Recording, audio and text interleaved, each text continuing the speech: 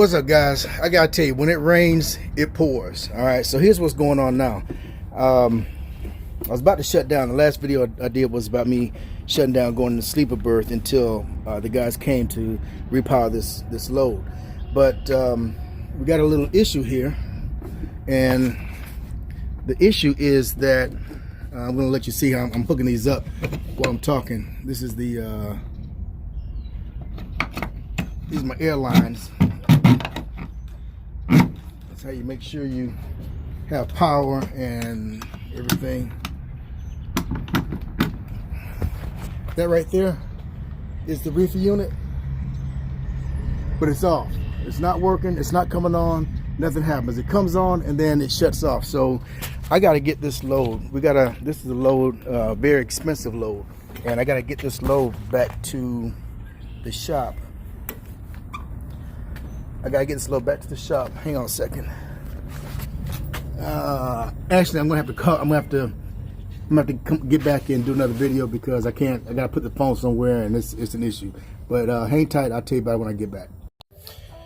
Okay, guys, I'm back. So the last time we talked, I told you I was having some issues, and I couldn't set the phone up right because there was no place to put it. I needed two hands, and I was in a rush and all that kind of stuff. All right, so let me bring up the speed. Oh, by the way, this is, you can't really see it like always, but it's a little bit of the truck. That's my bed back there. There's a lot of space back there. You can actually see a little bit. That's the top bunk, but I don't have sheets or anything up there. I'm not worried about it right now because, you know, there's no need. I'm down at the bottom. Okay, so here's what's going on.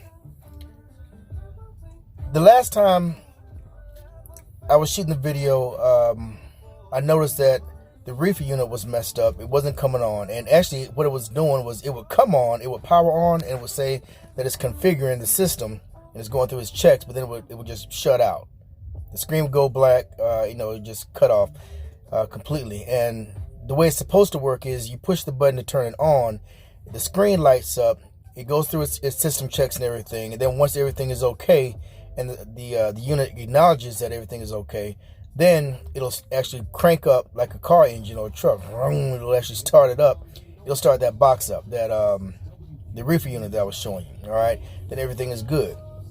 And for those of you that aren't familiar with it, don't know what it does, the reefer unit is attached to the outside of the front of the trailer. Okay, it's in front of the trailer on the outside, but it blows cold air like an air conditioner inside, and you can set the temperatures based on what product you're carrying. If it's meat, if it's citrus, if it's ice cream, you can set the temperature based on that, and it'll just make sure that whatever's inside the trailer stays at that constant temperature. All right. Excuse me. So that's what that's for, but it's not working. So what I had to do was I'd already disconnected everything, and I sent a message in to dispatch and everybody, let them know, hey, we got a problem. I got an expensive load here on the truck, and it's thawing out basically because there's nothing to keep it cool. So I was told to take take the trailer to Thermo King, who services that reefer unit, and I was told to go to Elkhart, Indiana. Well, it's about 40 minutes from where I was. And I get down there, and I'm thinking, okay, well, let me back up. I'm on my way down there, and I'm thinking, okay, this is going to be, maybe not so bad. I'll get down there. Somebody's going to be there to get it worked on and look at it, get me out of the door, and I'll be able to go back to either the place where I was or someplace and meet the other driver so we can still go ahead and swap it out because we still got to switch this, repower everything. So I get to Elkhart, to Thermo King, where I am right now, and nobody's here. They're closed. All right, so now you're cutting into my time. My clock is running out. You're messing up my sleep time. Now this is obviously gonna mess up the appointment time because I don't even have the new load yet. They won't give me that information until I switch the trailers out with the other guy. But I do know that it delivers early in the morning. So one, it delivers early in the morning. I'm probably not gonna make it because my hours are all jacked up now. And then two, this is a new customer, and I think we were late twice already, and we really don't need to be late on this one. So I kind of have a plan B, and what I'm thinking about doing is after we get it repowered, which means I'll give the guy this trailer once they get it fixed. I'll get his. Once I get his, I'll request to have that one repowered, which means dispatch can look for somebody who has the hours, who's close, who can get it to the delivery point without the load being late. So when something like that happens, you do what you can to try to get the load there on time. Try to, do the right thing. Try to make it, or try to arrange it, or try to work with dispatch, or do something. If there's something you can do to help alleviate a problem, or to help eliminate or minimize a problem, then do it. The way that, in this case, I would be able to help is by saying, hey, I'm not going to be able to make it due to these circumstances. Can you find somebody else that can pick this up and take it? That way the load still gets there on time. I still have hours. I can still get something in the morning, or when my time is up, and I can still run. All right. It's just being proactive about what you're doing and trying to fix a problem before it's actually a big problem. All right. But anyway, back to where we are. So I got down here to Elkhart at Thermo King. I'm sitting here waiting for the guy. I sent my messages saying, hey, I'm here. Nobody's here. It's closed. I'm not getting any response. So I'm kind of feeling like, at the moment, I was feeling like, well, you guys know what's going on. You're kind of just dropping the ball on me. And we can't have that, because it's an expensive load, and I got to get, it has to be at a certain temperature. And every hour that it's not, it decreases the temperature and possibly jeopardizes the order. All right. So here's the deal. They responded. They said it's going to be 60 to 90 minutes before somebody can get to me. All right, that's fine. I can't go anyway. Don't have nowhere to go. No problem. Well, the guy showed up not too long ago, and he had me drive around the back of the building. That's how you go in. You're going through the back, and then you're coming through the bay doors, the garage doors. So I did that. He's got the trailer back there working on it. I'm outside the garage, actually, and that's where we are. So once he gets that fixed and worked on, I meet the other driver. We're actually going to meet at a Walmart because they have truck parking, and I got to go in and get a couple of things anyway, because of this doggone COVID-19 deal. Everything's closed up. Let me tell you something right quick while I'm thinking about that. I'm going to do a separate video on the coronavirus, but it's not about the stuff that you normally hear about: wash your hands, cover your mouths, and all that kind of stuff. This is something different, but it involves transportation. That's why I want to do this video. So, but anyway, I was in a restaurant. Well, let me tell you this: Iowa 80. That's the biggest truck stop in the world. All right, it's right here in the United States. It's off of I-80 in Iowa. That's where I went. Hence the name Iowa 80. So I pulled in there last night, and I got a front row parking spot in the evening at Iowa 80. That's unheard of. It's like walking down the road and finding 5 bags of gold and $20 billion right there in front of you. It's just not heard of. All right, it's a popular place. It's big. There's a lot of people there. You can never get a front row. I got a front row parking spot. I mean, like 5 feet, maybe 10 from the front door. But anyway, you got to go in this place too if you haven't been. If for those of you that have been, the vets, you know what it's about. You like it. And at certain times of the year, they have car shows, truck shows, and they show off some of the baddest trucks, nicest trucks you'll ever see. I mean, with the paint, the interior, the exterior, it's something you guys see. It's a real truck show. They got stuff in some of these trucks that you wouldn't even believe you could put in them, like a fireplace. And I'm telling you what I saw. But anyway, so I was at Iowa 80 last night, and I went inside, had dinner. I ordered catfish. I couldn't make up my mind if I wanted breakfast or catfish. I got catfish. Not a bad choice. They gave me they gave me three catfish, but they were big and they were fresh and they were seasoned real good. I was kind of surprised to get that kind of a flavor from a truck stop.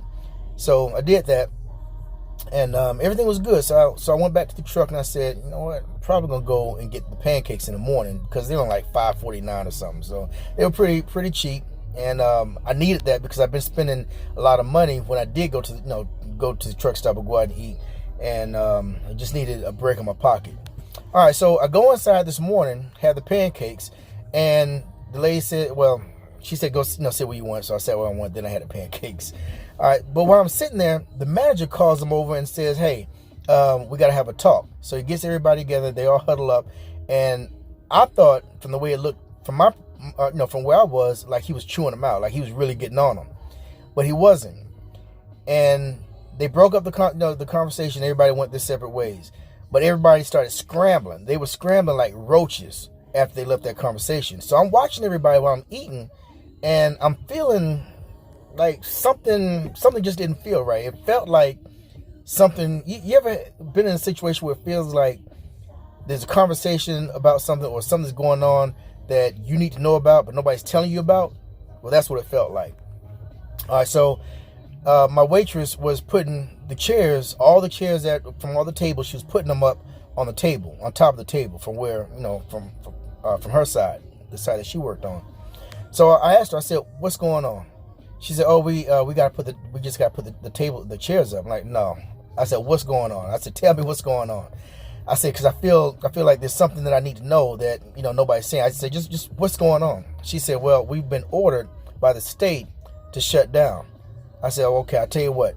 If you got to shut down, I don't want this. I said, I'm not eating this. I said, I'm not paying for it. I don't even want it. Because I'm thinking that they were shut down for health reasons. I thought the Department of Health was shutting them down. That's why I didn't want it. So she said, no. Local, I think she said local and state government is shutting all of the restaurants and bars down in Iowa. And I found out later on that it was also, I think in most parts of Illinois, it might be the whole state, I'm not sure, but it was definitely Iowa. But they were shutting everything down. So what I guess what was going on was they're not letting, at that point, they weren't letting anybody in to eat. If you're already in there and you order, you eat like I was, then you're good. But if you were coming there to eat, you wouldn't be able to. So you could get it and go, but you can't eat it there. And the whole point behind it is the coronavirus. They don't want to, they're trying to eliminate people from gathering in large numbers. And now it looks like even smaller numbers than they initially talked about. So, yeah, that's kind of what was going on. It happened right there live in real time. I tried to get video of it, but I kind of felt like I was being rushed. So I stopped the video and didn't even post it. But I did say that I would tell you about it later on, and that's what I'm doing now. All right. So I'm going to go back here and check on this guy and make sure everything is good with the load. And I don't know what I'm going to do with my hours, because my hours are going to be jacked up. I don't know what I'm going to do with this load. And it's not even my fault. And I'm getting the short end of all of this. I'm losing money like crazy because the wheels don't spin. I'm not making money. I'm making a little something because it's like breakdown pay, but not really getting anything. But anyway, when this is all over and done with, I'm going to try to make a beeline to Walmart while you make a beeline to the state line. And just remember, whatever you do, be safe about it. Be smart. And thanks for watching. Please subscribe. All right? Ring the bell for new content. And like it. You guys are watching it, but everybody's not liking it. Like it. All right? Appreciate it. Be safe. Oh, one more thing. I was trying to close this out. But let me add this last footnote about Iowa 80. When you go, for those of you that haven't been, they got 3 floors. They got a restaurant. They got a shower. They have showers, restrooms, of course. They have a movie theater and a driver's lounge. They have a convenience store inside Iowa 80. They have a museum that's, it's on the property. It's not in this building, but it's all right there. Truck museum. Any and everything that you could possibly want for a truck is in this place. They got all kinds of stuff. Stuff for your phone. They got stuff for your CB, your radio, whatever you want. T-shirts, souvenirs, knives. They got it all. They got everything. For your vets, they have everything for Air Force, Navy, Marines, Coast Guard, I think, and the Army. So you got to check it out. But you'll, allow some time. Because it's going to take you some time to go through everything and look at it. So if you're on the load and you're about to be late, bypass it. There will be another time when you're going to go past I-80 and you'll stop by and you'll have a chance to really enjoy it. All right? All right. Take it easy and y'all be good.